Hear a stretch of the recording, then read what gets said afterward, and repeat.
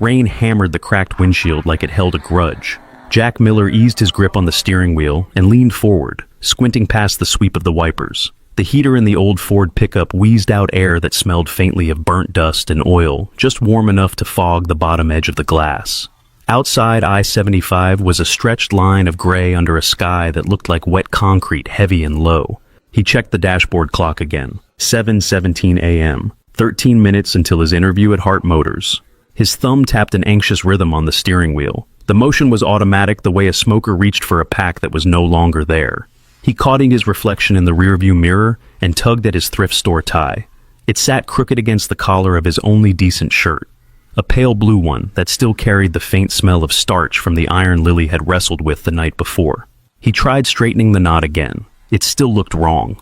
Too cheap for the marble floors and glass walls he imagined at Hart Motors. Too honest for that kind of place. Traffic thinned as he left the city behind. The freeway rose slightly, and the world outside narrowed to 2 wet lanes smeared red taillights ahead and endless gray. Trucks hissed past, throwing sheets of dirty water across his windshield. The wipers squealed in protest. His mind kept sliding to the same picture, a wide conference table, men in suits. A woman from HR with a polite smile. Him sitting there trying to explain why a man who spent most of his life under rusty cars belonged inside a company that shined. Then Lily's face cut through that picture. 9 years old, sitting at the kitchen table with a pencil tucked behind her ear, telling him she would draw him in a manager's shirt after he came back from the interview. She had said it like a promise, or a spell. Jack shifted in his seat. The vinyl sighed under him. He tasted metal in his mouth. Nerves. Up ahead, a smear of hazard lights blinked against the rain. He saw it first as color, a soft pulsing orange on the shoulder. As he drew closer, the shape sharpened. A black Tesla sat crooked near the guardrail, one wheel sunk into the soft gravel. Steam or mist curled from the hood. The front left tire was shredded rubber hanging in ragged strips around the gleam of the rim. A woman stood beside it, coat pulled tight, her hair stuck damply to her cheeks. One hand held a phone, the other was shoved uselessly into her pocket. Cars screamed past her, spraying her with cold water, pushing her a fraction of an inch backward with every rush of air. Jack's right foot hovered over the accelerator. He saw her shoulders jump with each passing truck. She turned her head toward his lane, eyes wide as if counting the cars that did not slow down. For a second, a pair of headlights lit her face from the side. She looked younger than he expected, though the tailored coat and polished boots said she belonged to a world where people did not wait long for help. 12 minutes until interview. He could drive past. The thought arrived clean and sharp. He could pretend he had not seen the hazards in time. Say traffic had been brutal. Say anything, really. Nobody checked the story of a man who arrived on time and said all the right words. Hart Motors would not miss the woman with the flat tire. Hart Motors would not know he had left her there. The truck behind him blared its horn as Jack's speed bled away. He tightened his jaw and eased his foot back onto the gas. The Ford shuddered, ready to surge forward. The hazard lights flicked again in his peripheral vision, blinking like a held breath. In his head, his father's voice rose up out of nowhere, so clear it might have been sitting in the passenger seat. "You don't leave folks on the side of the road, kid. Not if you can help it. I don't care where you're headed." His father had said that a dozen times when Jack was a teenager riding shotgun in an old tow truck that rattled worse than this pickup. They would stop for strangers in farm trucks and minivans with kids in the back, in summer heat and winter ice. Jack had hated it. Sometimes hated the delay, the cold, the way his father smiled at people who never remembered his name. He had never forgotten the rule. The clock on the dash ticked over to 7:18, 11 minutes now. Jack exhaled slowly, the air leaving his lungs with a low sound that almost passed for a curse. He slid his foot to the brake. The pickup jerked as he signaled and moved to the shoulder. Gravel crunched under the tires as he eased to a stop behind the Tesla. The hazard lights reflected on his hood in orange streaks. When he killed the engine, the sudden quiet inside the cab made his ears ring. For a moment, he just sat there. Rain drummed on the roof, softer now without the engine noise. His hands stayed tight on the wheel knuckles, white. He could feel his pulse in his fingers. The heater fan ticked as it spun down, letting a draft of cold seep in through the vents. He pictured the lobby of Hart Motors again, but it felt farther away, like a place from someone else's life. "Okay," he muttered more to himself than anyone else. He reached behind the seat and grabbed the red metal toolbox. It was old and scarred, the paint worn away at the corners to bare metal, the handle smooth from years of use. On the side, half peeled and faded, was the original sticker from his father's garage, Miller Auto, the ink so pale you could barely read it. Even after all these years, the metal smelled faintly of grease and the cheap aftershave his father used to wear. Jack popped the driver's door open, and cold air slapped him in the face. The sound of the freeway roared in louder out here, alive and angry. He stepped down boots, landing in a shallow puddle that soaked his socks in 1 second flat. Rain hit his cheeks cold and hard. He squinted against it as he rounded his truck toolbox, banging gently against his leg. The woman turned at the sound. Up close, he saw that her coat was a deep navy, now darkened with water along the sleeves. Her hair, some expensive cut that probably normally fell just right, clung to her forehead in damp strands. Her mascara had smudged slightly under her eyes, not enough to look dramatic, just enough to say this morning had already gone wrong. Relief flashed across her face when she saw him. It softened the set of her mouth and widened her eyes as if some tightly coiled spring inside her had loosened a notch.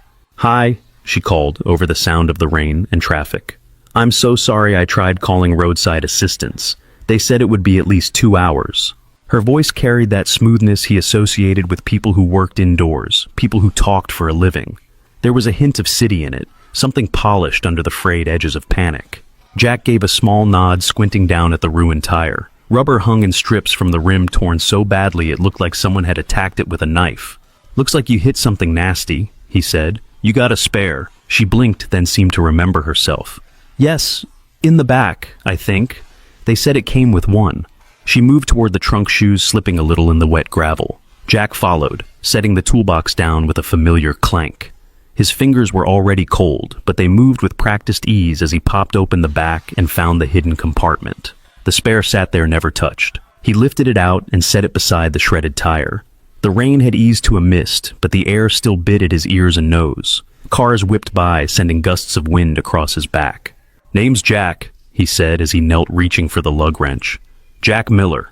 There was a tiny pause. "Eve," she answered. "Eve Johnson." He noted the hesitation without thinking too much about it.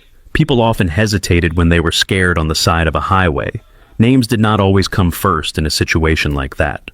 The lug nuts fought him, at first rusted, slightly tightened hard. He leaned into the wrench muscles, remembering thousands of similar motions. His jeans soaked at the knees, cold water seeping through the fabric, but the discomfort slid into the background. This was familiar. This made sense.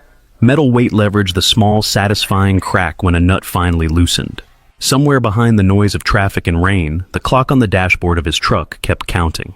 By the time the last lug nut loosened, Jack could not feel his fingers. Water had soaked through his shirt and crawled down his spine. His knuckles were slick with a mix of rain and old grease, and every breath carried the cold smell of wet asphalt and rubber. The roar of traffic became a constant wall of sound at his back. He eased the ruined tire off the studs and rolled it aside. The edges of the shredded rubber scraped against the gravel. The spare was lighter, unused, its tread still sharp. He lifted it into place and guided the holes over the studs with the kind of care other people reserved for crystal glasses. Eve hovered nearby, arms wrapped around herself for warmth. Every so often she glanced toward the stream of cars, as if checking that the world was still moving while her morning had stalled. "You do this a lot?" she asked, raising her voice over a passing semi. Jack set the spare on fully, then lifted the lug nuts into place one by one. "Feels like it," he said. "Started helping my dad before I was tall enough to see over the hood." He braced the wrench and tightened the nuts in a star pattern. Metal squeaked and complained, then settled. He rocked the tire once, testing it before lowering the car back onto the ground. Eve watched his hands more than his face, her eyes following each motion with a kind of focused curiosity. "Your dad was a mechanic," she said. "Owned a little place in town," Jack answered. "Nothing fancy. 2 bays old coffee machine and the corner radio that only played country no matter what station you picked." He tried to smile at the memory. For a brief moment he could smell that shop again, oil and coffee and the peculiar sweetness of hand cleaner. Then the image faded, swallowed by the hiss of tires on wet pavement. He gave the lug wrench a final test tug and straightened up. His knees protested stiff from the cold and the hard ground. Water dripped from the hem of his jacket. "All right," he said. "You are good to go." Eve let out a breath he had not realized she was holding. Her shoulders dropped a little, and the tight line around her mouth eased. "Thank you," she said. "Really, I was starting to imagine being out here until lunch." She reached into her coat, pulled out a slim leather wallet, and flipped it open. The bills she thumbed free looked too crisp for this stretch of highway. Jack lifted a hand. "You do not have to," he said. "It is the least I can do," she insisted. "You stopped. You are soaked. You probably ruined your morning." He shook his head, water flying from the brim of his hair. "This took 20 minutes, he said. "I have lost more time than that trying to get a rusted muffler off a '96 Chevy." Her mouth twitched. The joke landed, but the worry did not disappear from her eyes. She held the money out between them, the bills softening in the damp air. "It would make me feel better," she said. He looked at the money. It was enough to cover a week of groceries if he stretched things, enough to make one of the smaller bills look less threatening on the kitchen table. His father's words rose again, quiet but solid. Jack closed her hand around the bills instead. "If you really want to pay me back," he said, "do it for someone else. Next time you see a person on the side of the road or anywhere and you can help you stop, that will square us." Something flickered across her face at that. A small crack in the polished expression, a hint of confusion and something like respect. She studied him, searching for a hint of performance, maybe some sign that he was angling for something else. "Okay," she said softly, "pass it forward. That is the idea." She tucked the wallet away, then hesitated, her gaze dropping to his tie. It hung at a crooked angle, darker now from absorbed rain clinging to his shirt. "Can I ask you something?" she said. He shrugged. "Sure." "You are dressed up," she said. "At least more than most people I see changing tires. Were you heading somewhere important?"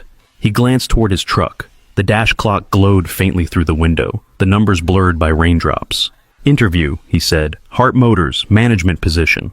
The words tasted faintly ridiculous in his mouth, now standing there with his knees wet and his hands blackened. It felt like talking about a movie he had almost seen. Her eyes sharpened. "Hart Motors," she repeated. "That big plant near Dayton. That is the one." "And you are late because of this?" she said. He followed her gaze to the destroyed tire, then back to the freeway. A new wave of cars shot by, each one carrying someone on their own schedule, their own idea of what mattered. "Looks that way," he said. For a second, something passed over her features, a shadow of thought heavier than simple guilt over an inconvenience. She pressed her lips together, then let them part again as if she had changed her mind about saying something. "Maybe they will understand," she said quietly. Jack snorted, not unkindly.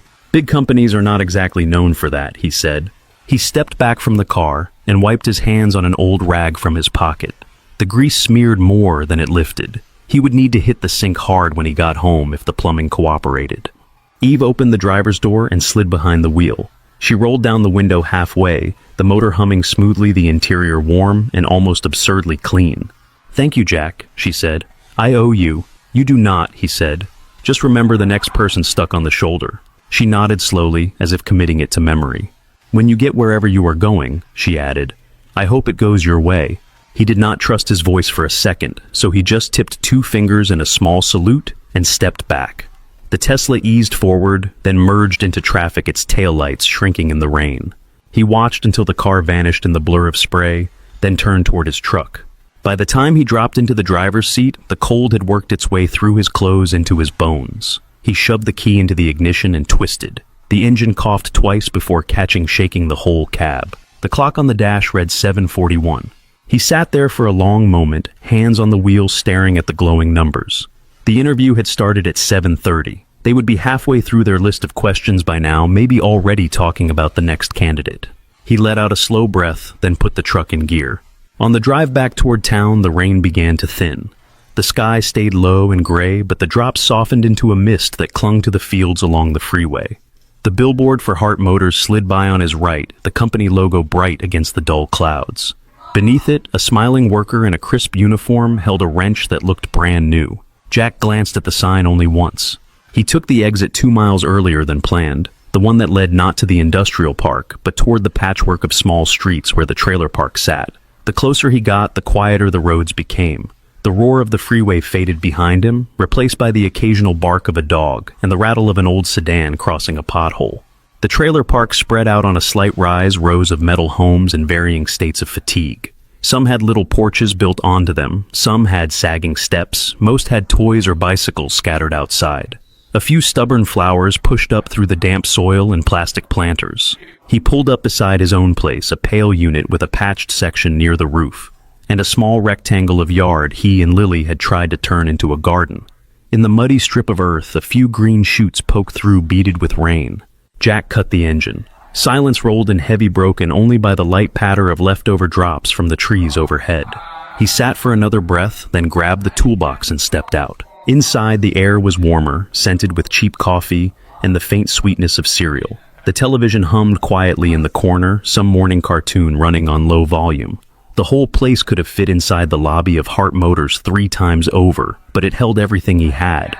Lily sat at the small table by the kitchen window, a bowl of cereal in front of her. Her dark hair was pulled into 2 uneven braids that she had probably done herself, and her backpack lay open on the seat beside her, paper spilling out in a soft drift. She looked up when he closed the door.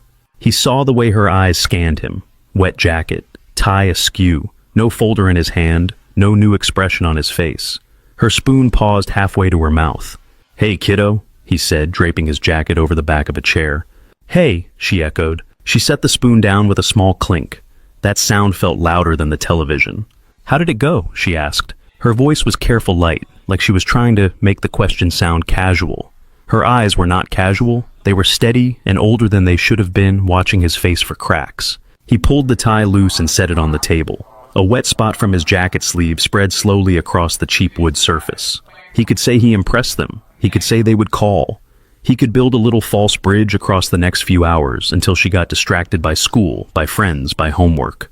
The lie sat on his tongue ready. He thought of her drawing last night, the one where she had sketched him in a pressed shirt, standing under a sign that said Hart Motors in big block letters. She had written manager in careful uneven capitals above his head. He also thought of her mother the way she used to look at him when he tried to soften bad news. It had never worked on her either. "I missed it," Jack said. Lily blinked once. "You missed it," she repeated. "There was a car on the side of E75, he said. Flat tire. Nobody was stopping. I did. By the time I finished, it was too late."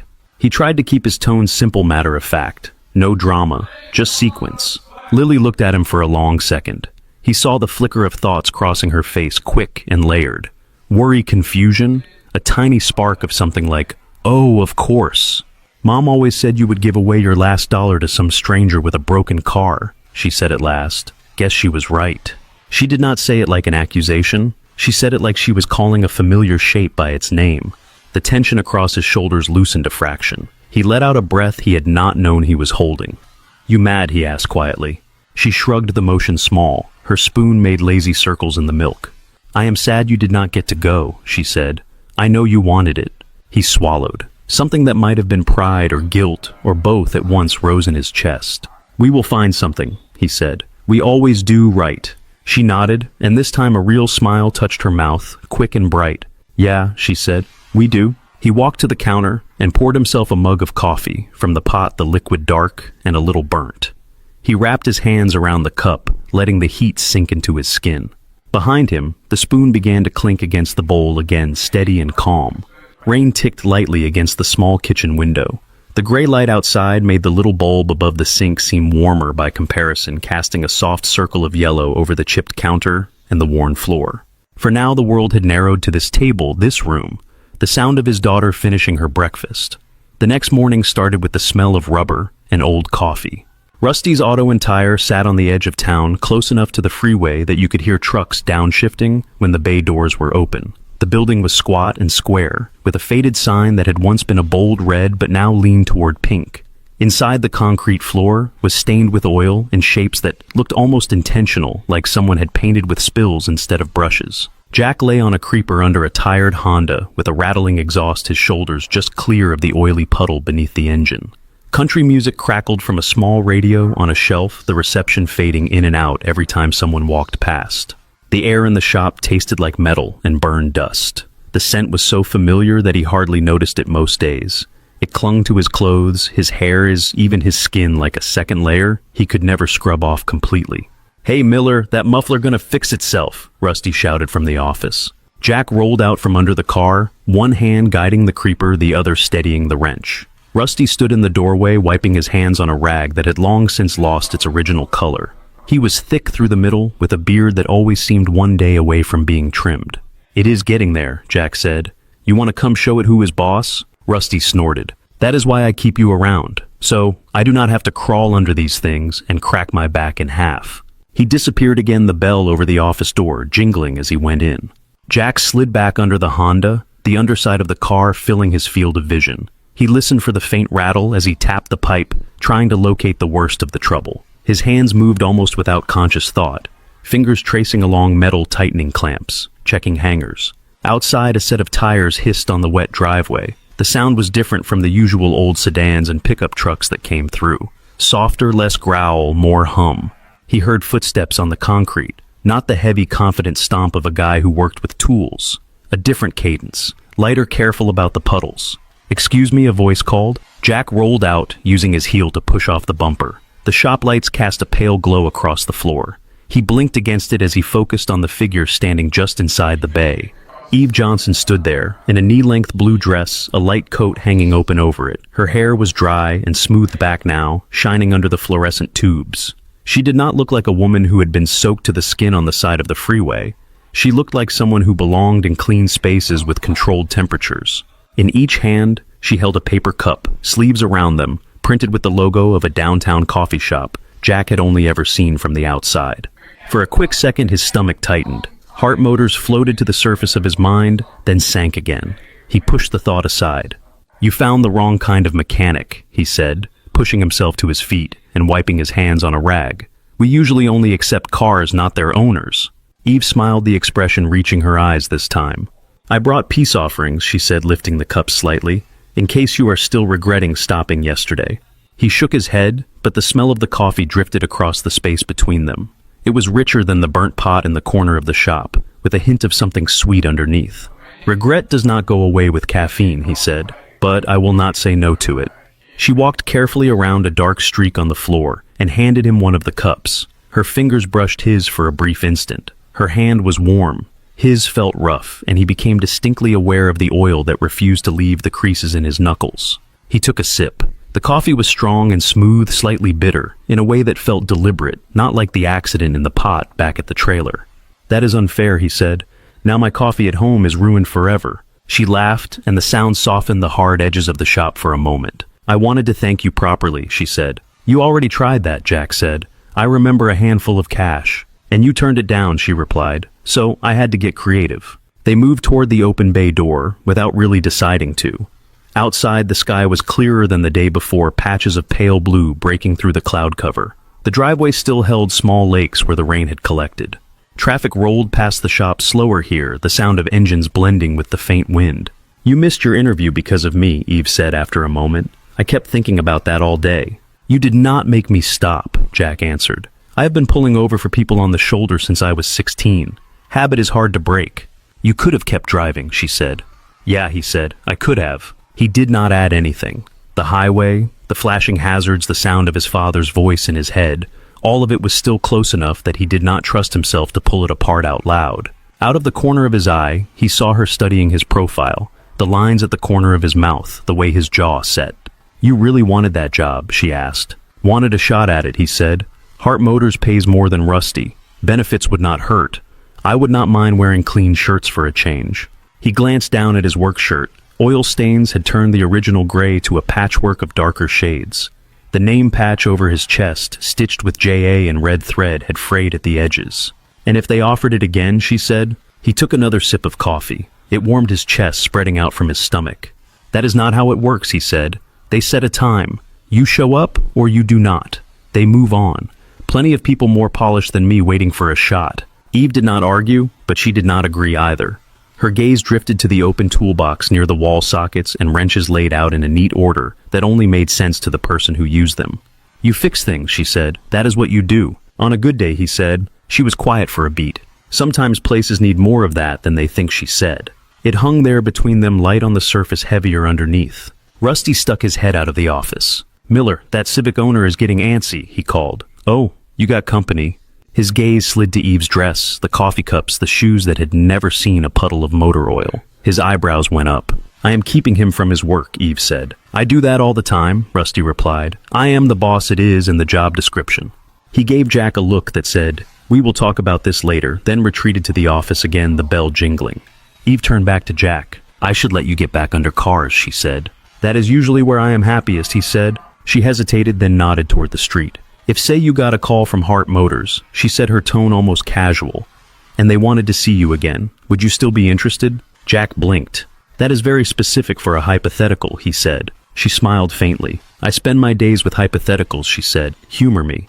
He looked past her out to where the road curved away toward the freeway. A truck rolled by, the driver leaning on the wheel with one hand coffee cup in the other. The world did not seem particularly interested in his answers. If they called, he said slowly, and if they somehow forgave a guy who could not make it on time the first try, yeah, I would go. I owe it to Lily to at least try. Eve's shoulders relaxed in a way he might not have noticed if he had not been watching her. Good to know, she said. She stepped backward toward the parking lot. Thank you again, Jack, she added, for yesterday and for the coffee company. Thank you for ruining my taste for cheap coffee, he said. Her smile widened. She crossed the lot to a gray sedan parked near the street. Not the Tesla, something quieter, less noticeable. He watched her drive away, the car merging into traffic until it disappeared beyond the next light. He finished the Civic, then the next car, and the next. The day wore on in small tasks. Brakes belts, a leaking radiator. Each job left its own pattern of grime on his hands. The motion soothed him, even as a small seed of possibility sat somewhere under his ribs, faint and insistent. Near mid-afternoon, the phone on the wall rang. Rusty, who was filling out a work order at the counter, picked it up. Rusty's auto, he said. Yeah, he is here. Who is this? There was a pause. Rusty's expression shifted from bored to puzzled. Hart Motors, he repeated. You serious? He covered the receiver with his palm and called toward the bays. Jack, get in here. Some fancy lady from Hart Motors wants you on the line. Jack wiped his hands on a rag as he walked to the office. His heart picked up speed, a tight, quick beat in his chest. The office smelled like cold coffee and old paper. The desk was cluttered with invoices and parts catalogs. Rusty held the phone out, his eyes curious. Try not to scare them, he said. Jack took the receiver. This is Jack, he said. The voice on the other end was smooth and practiced. Mr. Miller, this is Janet from Human Resources at Hart Motors, the woman said. I hope I am not catching you at a bad time. No, he said. This is fine. I wanted to follow up regarding your interview yesterday, she said. We understand there were some car troubles on your way in. His hand tightened slightly around the phone. He glanced through the office window at the shop, half expecting to see a gray sedan parked outside again. You could say that he replied. These things happen, Janet said. We would like to offer you another opportunity to come in and meet with our team. If you are still interested, of course. He leaned against the desk for balance. The edge pressed into his hip. I am interested, he said. His voice came out steady, though he could feel the rush of adrenaline under his skin. Wonderful, she said. Can you be here tomorrow morning at 9? He ran a quick calculation in his head. Drop Lily at school, drive to the plant. Traffic, if the freeway behaved. Yes, he said. I can make that work. She confirmed the address and details he already knew by heart, then thanked him and hung up. The dial tone buzzed in his ear. Rusty watched him. Well, Rusty asked. They want me to come in tomorrow, Jack said. Rusty grunted. Guess they did not read your file close enough, he said. Good. About time someone else realized you know what you are doing. Jack set the receiver back in its cradle. His hand shook just slightly as he let go. That night, the trailer felt smaller than usual. Lily stood on a chair by the ironing board, tongue caught between her teeth, as she guided the iron over his shirt. The steam rose in soft bursts, carrying the scent of warm fabric. The old board wobbled with each pass. You know I could do that, Jack said from the table. You make everything crooked, she said without looking up. You do cars, I do clothes. He accepted the division of labor without protest. His tie lay on the table in front of him. He picked it up, practiced the knot, slowly pulling the fabric through, adjusting the length. In the reflection of the dark television screen, he saw himself slightly blurred. The man in the glass looked tired, but something in his eyes was brighter than the morning before. Were they mad? Lily asked, moving the iron carefully around a button. About what he said. About yesterday, she said. About you not going. They did not sound mad, he said. They said they wanted to see me. Tomorrow at 9. She paused, then lowered the iron to its stand. So you get another chance, she said. Looks like it, he said. She stepped down from the chair and held the shirt up in front of her, inspecting her work. The fabric was as smooth as it was going to get. She brought it over and laid it on the back of his chair. You will get it, she said with the certainty of someone who had not yet been told how many times life could say no. He smiled, a small private thing. I will do my best, he said. Mom used to say that is all grown-ups can do, she answered. Their best. The rest is just other people being weird. He let out a quiet laugh. You remember everything she said, he told her. Lily shrugged, a little shy now. Some things, she said. They ate dinner at the same small table plates close together, talking about school projects and a kid in her class who had tried to bring a frog inside his jacket. The bigness of tomorrow sat just behind his thoughts, but he did not let it crowd out the sound of her voice. Later, when she had brushed her teeth and fallen asleep with one arm flung across a pile of stuffed animals, Jack stood in the doorway of her room for a moment. The nightlight cast a soft glow across her face, smoothing out the worries she sometimes carried during the day. In the kitchen, his shirt hung from a hook collar, gleaming faintly in the dim light. His shoes sat by the door, wiped as clean as they could get. The red toolbox rested in its usual corner, the old sticker with Miller Auto barely visible waiting. The sky over Dayton looked scrubbed clean the next morning. A thin haze still hung on the horizon, but sunlight pressed through in wide, pale bands, turning the wet pavement into a streaked mirror. Jack's pickup rattled as he took the on-ramp toward the industrial park, the engine doing its best impression of confidence. He wore the blue shirt Lily had ironed, the fabric still holding a faint trace of starch. The knot of his thrift store tie sat neater this time, the muscle memory from years ago finally waking up in his fingers. He had polished his shoes until the scuffs dulled to a suggestion instead of a statement. The red toolbox stayed at home, lined up obediently in its corner. He had paused with his hand on the handle before leaving, then let it go. Walking into Hart Motors with a toolbox felt like wearing work gloves to a wedding. As the freeway curved, the Hart Motors complex rose into view. It sat just beyond the river, a collection of low buildings and one taller structure of glass and steel that caught the morning light. The company logo stood out in clean white letters on a sign flanked by trimmed shrubs. He took the exit marked Hart Industrial Drive, following the flow of cars toward the main entrance. The closer he got, the more new paint and fresh asphalt he saw. The parking lots were neatly lined, the spaces full of sedans and SUVs that still had their shine. He eased the pickup into an empty spot near the back of the lot, far from the glass doors. The truck settled with a soft groan when he cut the engine, as if relieved to be allowed a rest. For a moment, he stayed seated, fingers resting lightly on the steering wheel. Through the windshield, he could see his reflection superimposed over the image of the building, a man in an old truck framed by modern architecture. He drew a breath that felt too big for his lungs, then let it go slowly. "Okay," he said into the quiet cab. He climbed out, locked the door out of habit, and started toward the entrance. Gravel crunched under his soles before giving way to the smoother feel of concrete. The early sun warmed the front of the building. The glass panels reflected the lot behind him, a patchwork of polished cars with his battered pickup sitting like an afterthought. Inside, the lobby felt like another country. Cool air met him first, carrying the subtle scent of something floral and expensive. The floor was a pale stone that clicked gently under his steps. To the right, a wall of glass looked out over a landscaped courtyard, with carefully placed trees and a small fountain. To the left, a huge framed photograph showed a row of gleaming vehicles rolling off a production line. Workers in matching shirts smiling as if the moment had been plucked out of a commercial. A reception desk of wood and chrome sat at the center with a woman behind it, whose hair and jacket looked like they belonged in a company brochure. She glanced up and smiled, not the strained kind he had expected, but something warmer. "Good morning," she said. "How can I help you?" "Jack Miller," he said. "I have an interview at 9. She typed quickly, her fingers moving with practiced ease over the keyboard. "Yes, Mr. Miller," she said after a second. "You are with operations. You are right on time. If you would take a seat, someone from Human Resources will be out in a moment." He nodded and moved to a cluster of chairs near a low table. Magazines fanned across the surface in tidy stacks, all glossy covers and bold headlines. He sat gingerly on the edge of a chair that felt softer than it looked. From here, he could see his reflection in the glass doors again, faint layered over the cars outside. His shirt did not look as out of place as he had feared. His shoes, no matter how polished, still felt like they belonged in a different story. He smoothed a non-existent wrinkle from his knee and forced his hands to stay still. After a few minutes, a woman approached from the hallway. She held a tablet against her chest, and her ID badge bounced gently against it as she walked. Her hair was pulled back, and her smile looked like she had practiced it but not worn it out. "Mr. Miller," she said. He rose. "Yes.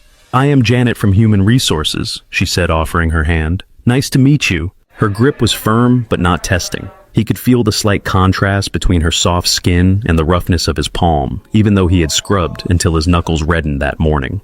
"Come with me," she said. "We will be in one of the conference rooms upstairs." They crossed the lobby and stepped into an elevator.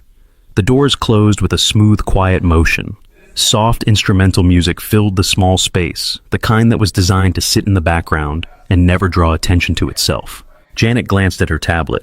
"You had some unfortunate car trouble the other day," she said. "I am glad we could get you rescheduled."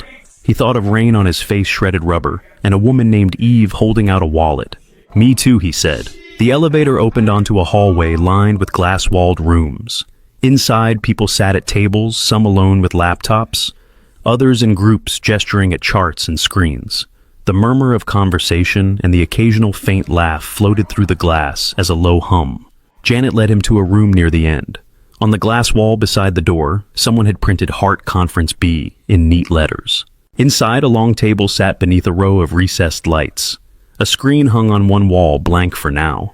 The far wall was all glass looking down over the parking lot and the curve of the road beyond. A man in a dark suit stood near the table, a folder open in front of him. His hair was just starting to gray at the temples, and there was a crease between his brows that suggested he frowned more often than he smiled. "Tom, this is Jack Miller," Janet said. "Mr. Miller, this is Tom Richards, Director of Operations for Plant 2.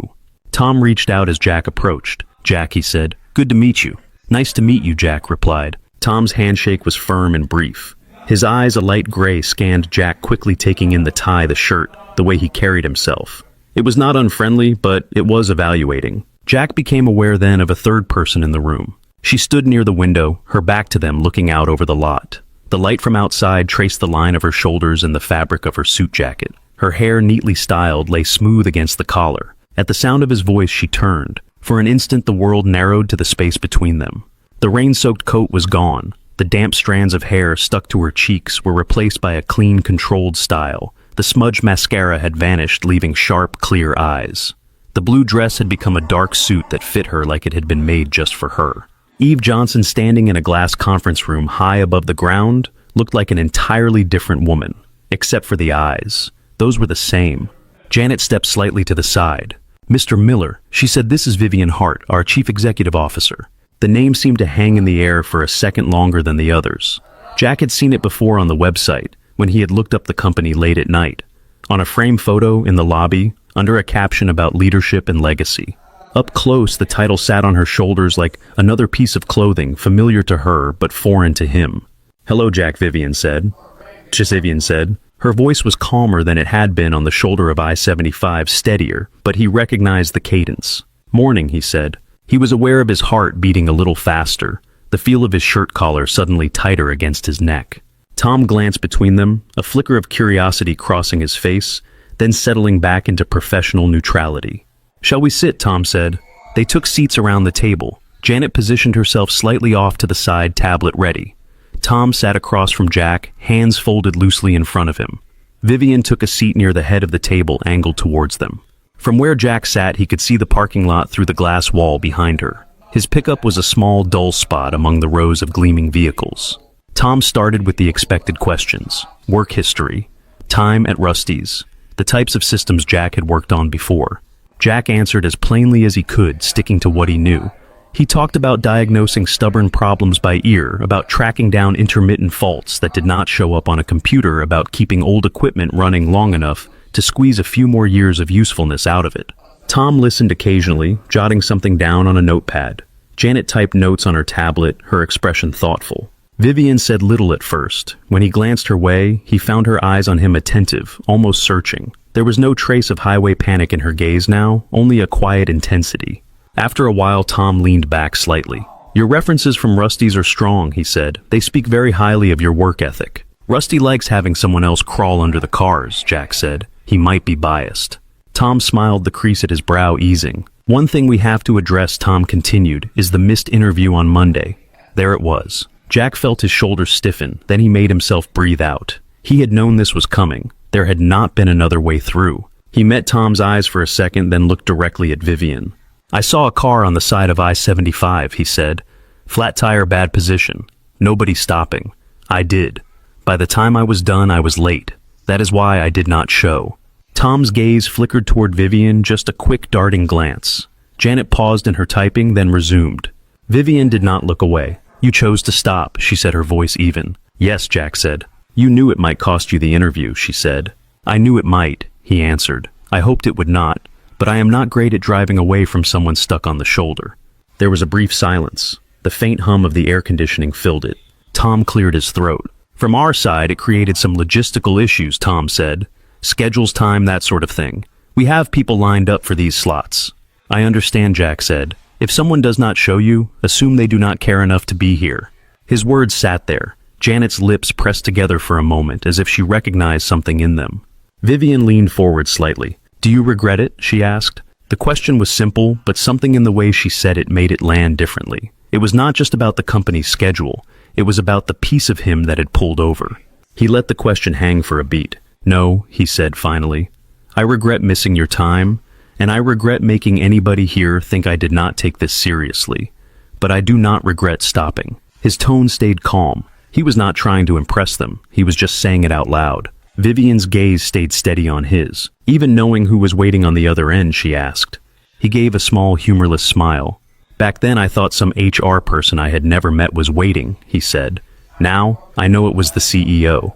Either way, the person with the flat tire was still standing there, in the rain. Janet shifted in her chair, the fabric of her skirt whispering softly.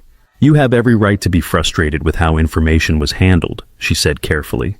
Jack glanced at her, then back at Vivian. I do have one question, he said. Tom's brows went up a fraction.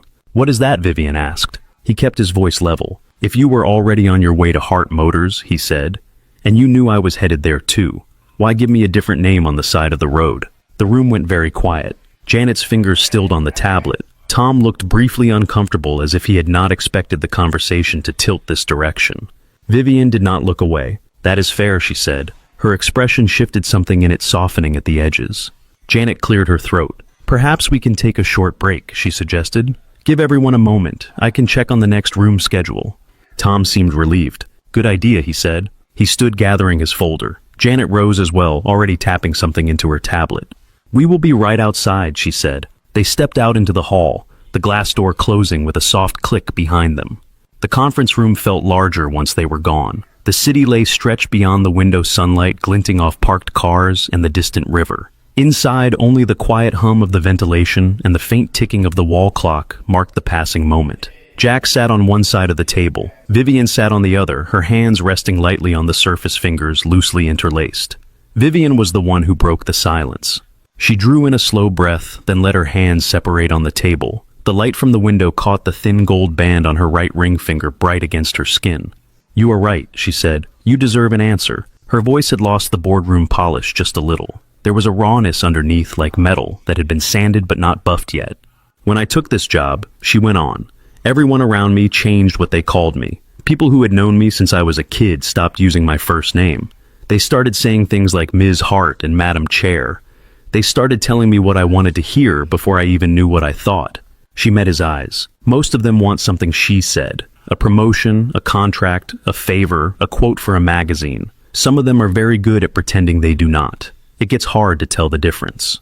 Jack listened, arms resting on the table. The hum of the air vent filled the spaces between her sentences. So, when I end up on the side of the freeway with a tire blown out, she said, soaked through makeup, running, nobody knowing where I am yet, and a stranger pulls over in a truck that sounds like it has seen too many winters, you will have to forgive me for wanting one moment where my name does not enter the equation. You did not want me to know you were the one with your name on the building, he said.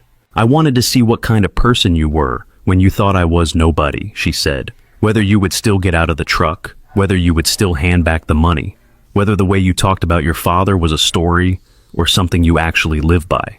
There was no challenge in the way she said it, just a simple laying out of facts. He let that sit for a second. I can understand wanting that, he said slowly, but sitting on this side of the table, it still feels a lot like a test I did not know I was taking. Her mouth pulled in at one corner, a brief rueful motion. It was not fair, she said. You are right about that. He studied her face. Up close, the careful makeup could not completely hide the faint shadows under her eyes. The suit fit perfectly, but he could see the tension in her shoulders, the way she held them a little too straight. People lie to you a lot, he asked. People edit, she said. They show me the parts they think I can use. Numbers at their best. Stories with the messy edges cut off. No one brings me the broken thing unless it is already on fire. He thought of the shredded tire on the shoulder of I-75, the way she had gripped her phone like a lifeline, and a useless piece of plastic at the same time.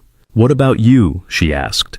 If I had told you my full name on the side of the road, if I had said I ran Hart Motors while you were kneeling in the gravel, would you have done anything differently? He considered it. The honest answer was the only one he had. I might have been more careful with my mouth, he said.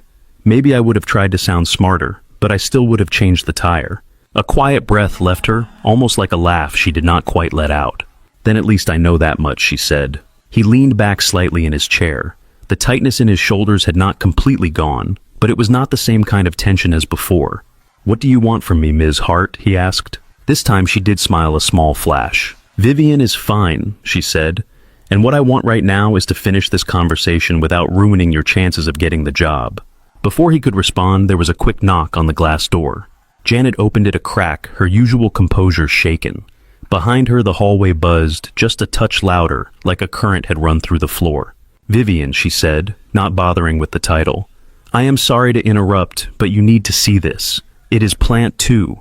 Line 3 just went down again. Full stop. Tom appeared behind her, already tucking his phone back into his pocket. They are on the phone with maintenance, he said. They have been down 40 minutes. They cannot get pressure back up. They are shutting down upstream because backup capacity is maxed out. The room's atmosphere shifted. The interview fell away. Something colder and sharper moved in. How much are we losing? Vivian asked, already standing. Rough estimate. Tom said a few thousand a minute if they miss the shipping windows they are projecting. That does not count the penalties if we cannot hit the weekly contract. Vivian's eyes narrowed slightly, calculating without needing a calculator. Is Gene on site? She asked. He is there, Tom said. They have run through the usual suspects. Filters, valves, sensor resets. Nothing is sticking. Janet glanced apologetically at Jack. I am really sorry, she said. We did not expect this to collide with your slot. Jack had barely moved from his chair, but his attention had locked onto the details as soon as the words Plant 2 left Janet's mouth. Hydraulic line, he asked. A pneumatic electronic control issue. Tom looked at him, surprised that he had spoken up. Hydraulic, Tom said. At least that is what they think. Pressure drops as soon as they bring it back online. Jack turned toward Vivian. You said Plant 2, he said. What kind of line is it? Chassis subassembly, Tom answered before she could. High throughput heavy load. Newer equipment, but it has been temperamental since install. Jack nodded once slowly. They checked the primary filters on the hydraulic system. He said more to himself than anyone. You said that. Did anyone mention a secondary housing? Some of the newer systems hide one. Harder to reach, clogs faster under heavy cycles. Tom exchanged a look with Vivian. You know this kind of setup, Tom asked. I know that most machines have a place everyone forgets to look, Jack said. Secondary filters, bypass valves, old software stuck behind a pretty new interface. He stood up then, almost before he realized he had moved. If I could hear it, I might be able to guess where it is choking, he said. Sometimes you can tell by the way the pump whines when it tries to pull fluid through a blocked line. Vivian watched him weighing something. You do not work for us, she said. There was no judgment in it, just a fact. Not yet, he said. But you sit me across from you and ask who I am when it matters. This is who I am when something is broken. Tom looked from one to the other. We have engineers, he said, a whole team on that floor. They are probably very good at keeping new equipment happy, Jack said. Sometimes you need the guy who has spent 20 years sweet-talking junkyard transmissions back to life. The faintest hint of a smile touched Tom's mouth, in spite of the tension. Vivian glanced at the clock on the wall. Less than an hour ago, this room had been about resume questions and polished answers. Now the air felt charged in a completely different way. She made the decision in one clear breath. Janet, reschedule the rest of Jack's interview block, she said. Tom, grab your notes. We are going to Plant 2. Janet nodded and stepped away, already scrolling through her tablet. Vivian looked back at Jack. Are you willing to come along, she asked. No promises, no guarantees, just a ride to a messy situation. Jack's answer was immediate. Yes, he said. He did not add that messy situations were where he felt most at home. They left the conference room together. The hallway outside buzzed with quiet urgency. A couple of people looked up from their screens as the trio passed, their eyes drawn to the CEO, moving at that particular brisk pace that meant something real was happening.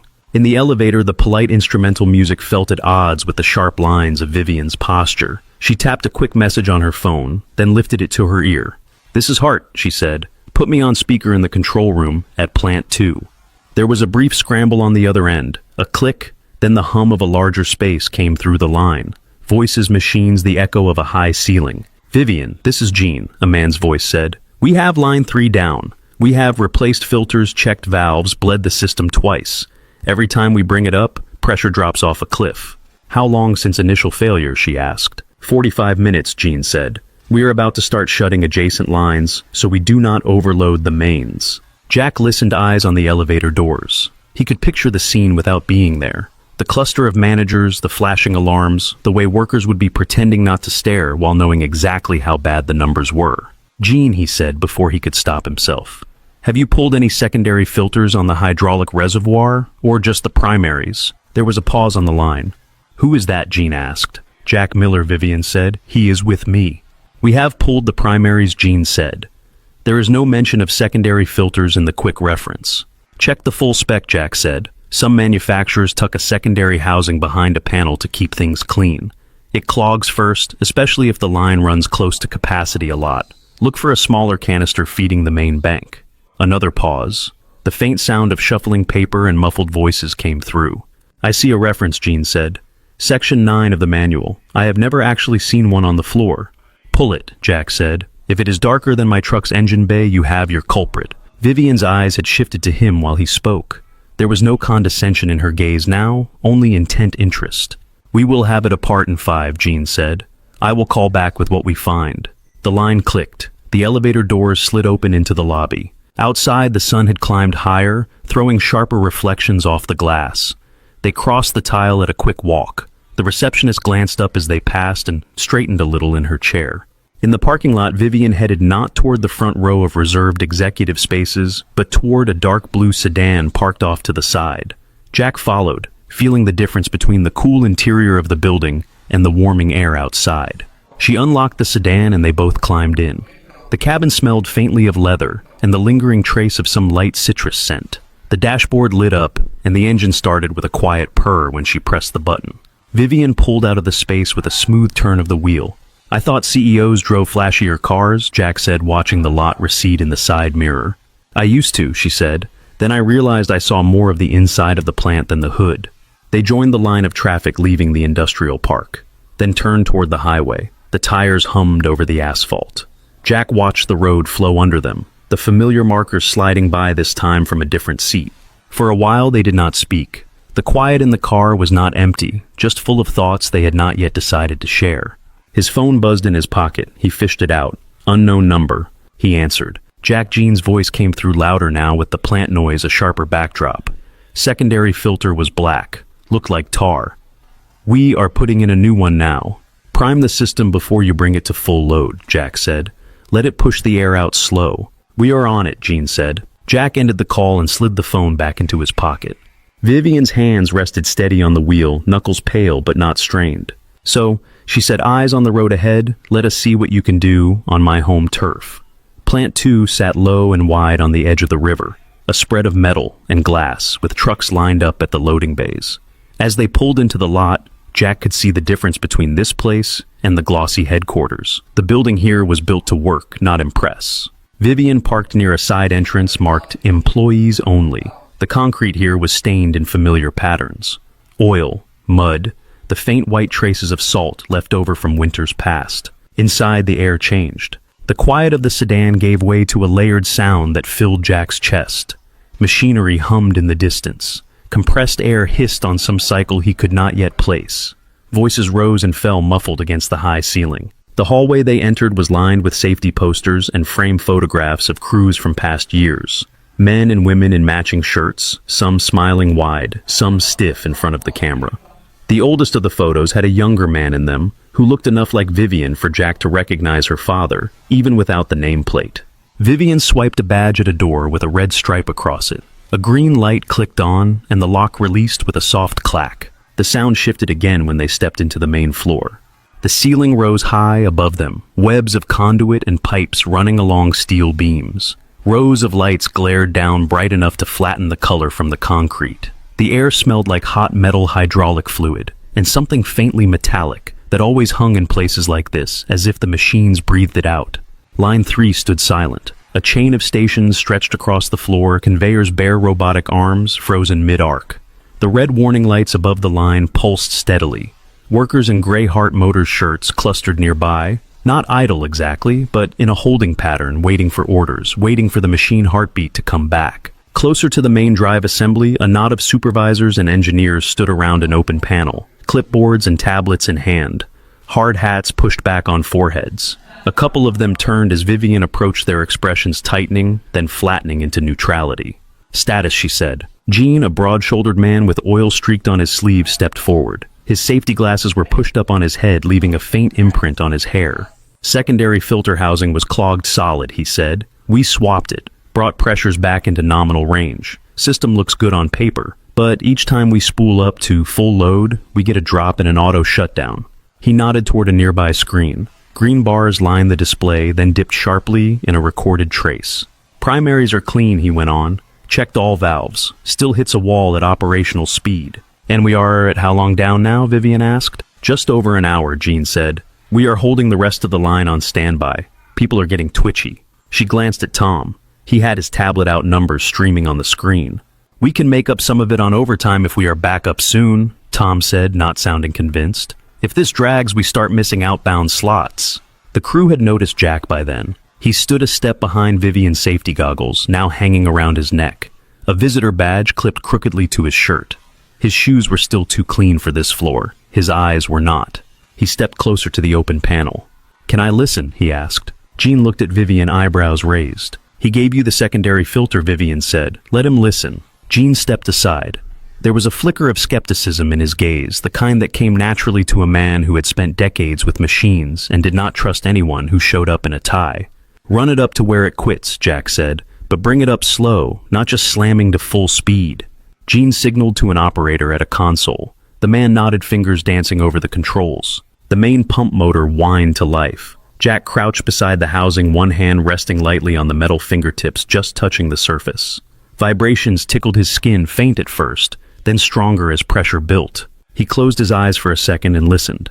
The pump's pitch rose steadily, then wavered. There was a faint hitch, a stuttering note under the main whine, like a singer's voice catching on a word. "Hold it there," Jack called. "Do not push it further yet." The operator froze the controls. The red bar on the screen steadied just below the cutoff mark, threatening to climb. Jack shifted, following the line of the hydraulic pipes, with his eyes and hand. He drummed his fingers lightly along the metal, moving from junction to junction. "You changed the filter," he said. "Did you check the return line for debris? If that thing was choked for a while, anything that tried to squeeze through might be sitting where it should not." "We flushed the main run," one of the younger engineers said. The pressure differential looked normal. "Normal on the gauge does not always mean normal in the line," Jack said. "Sometimes the clog sits just far enough along to fool the sensor." He traced the pipes back to a junction box near the floor. It was tucked behind a support beam coated in a fine layer of dust and dried splatter that said no one had given it much attention in a while. He knelt, ignoring the way the concrete sucked the heat out of his legs. His hands worked at the bolts on the small access panel, the wrench fitting as comfortably as it had in his own shop, even though the metal here was newer and cleaner. When the panel came off, a sour smell hit his nose.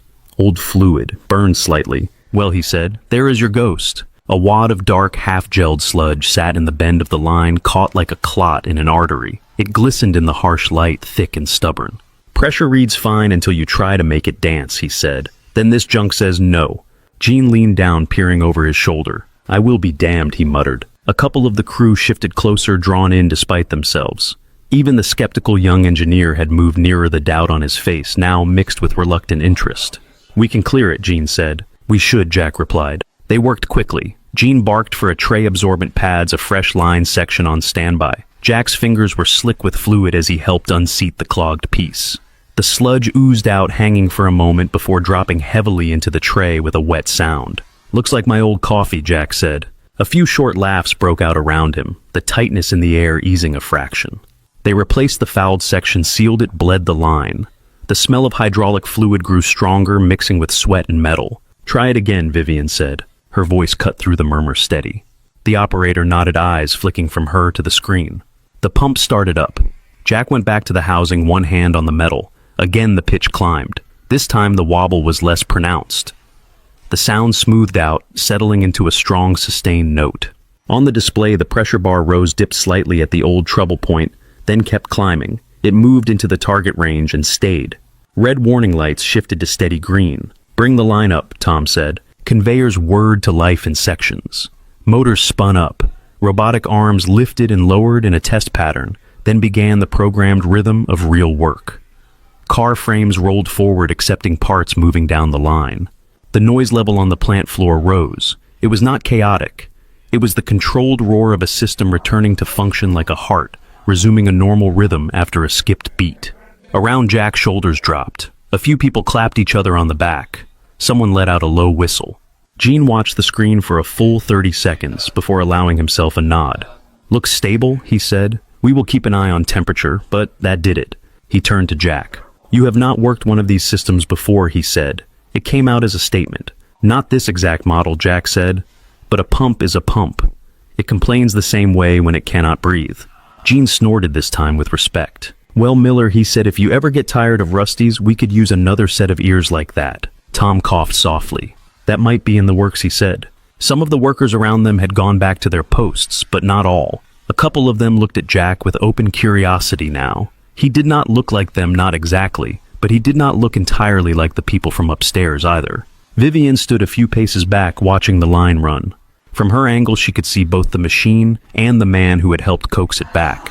The brief visitor badge on his shirt stark against the ironed blue fabric, his tie slightly askew from crouching, his hands marked by fresh fluid, the cleaner streaks where he had wiped them on a rag. She stepped forward. "That was impressive," she said. Jack looked over at her, the noise of the restarted line washing around them. "That was Tuesday afternoon," he said. The words were not arrogant. They held a simple truth. This more than the conference room was where his confidence lived. She glanced at the cluster of employees who were heading back to their stations, then at Gene, who already had his hands on a clipboard, checking off boxes as if his world made sense again. "This is what you do," she said. "It is what I have always done," he answered. "And you have been doing it in a corner shop by the highway," she said. He shrugged. "That corner shop keeps a lot of people on the road," he said. "But here you keep a lot of people employed. Different scale." She considered that. Tom checked his tablet again, then looked up.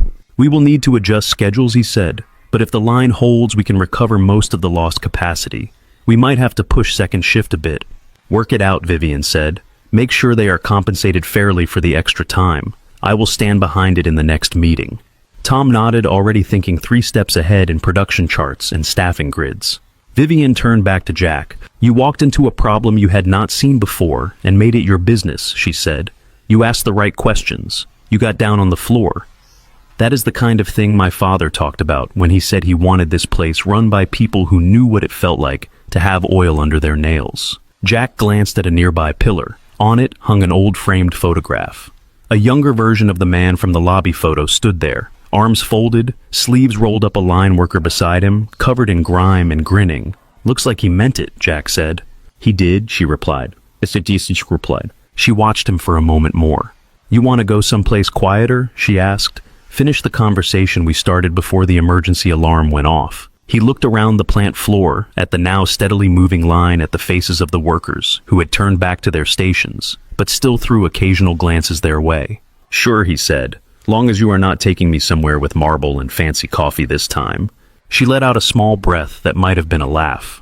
"No promises on the coffee," she said, "but we can skip the marble." They walked back toward the side corridor together. As they stepped through the door, the sound of the plant softened behind them, turning from a shout to a muffled, steady presence like distant surf.